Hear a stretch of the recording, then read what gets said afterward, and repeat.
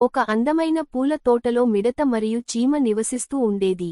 మిడత మాత్రం పాటలు పాడుతూ డాన్స్ చేస్తూ ఆనందంగా రోజులు గడిపేది. ఆకలి వేసినప్పుడే ఆహారం గురించి ఆలోచించేది తప్ప కష్టపడేది కాదు. చీమ ఆహారం కోసం నిరంతరం కష్టపడేది. ఎక్కడ ఏ తినుబండారం దొరికిన దాన్ని తన పుట్టలో దాచుకునేది. అది చూసి మిడత, నీవు ఎందుకలా రోజంతా కష్టపడతావు? నన్ను చూడు, ఎంత ఆనందంగా కాలం గడుపుతున్నాననో అంటూ చీమను వేళాకోళం చేసేది. చీమ మాత్రం దాని మాటలు పట్టించుకునేది కాదు. మిడత మాత్రం ఎప్పుడు పాటలు పాడుకుంటూ ఉండేది. ఇంతలో చలికాలం రానే వచ్చింది. చీమ మాత్రం తన పుట్టలో హాయిగా ఉంది. ఎందుకంటే చలికాలం వస్తుందన్న ముందు చూపుతో చీమ కొన్ని రోజులకు సరిపడా ఆహారాన్ని పుట్టలో దాచుకుంటుంది. మిడతకు ఆహారం ఎక్కడ వెతికినా దొరికేది కాదు.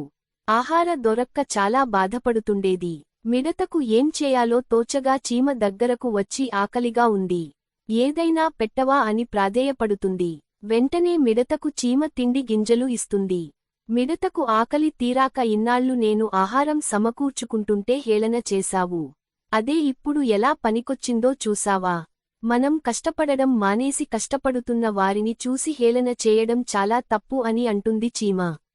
నేను చేసింది పొరపాటే, నన్ను క్షమించు చీమా అని బాధపడి వెళ్ళిపోతుంది. కష్టపడుతున్న వారిని హేళన చేయడం తప్పు అని తెలుసుకుంటుంది. తను తప్పు తెలుసుకుని తను కూడా కష్టపడటం మొదలు పెడుతుంది. మనకు కుదిరితే సహాయం చేయాలి తప్ప ఎప్పుడూ కష్టపడే వాళ్లను హేళన చేయకూడదు.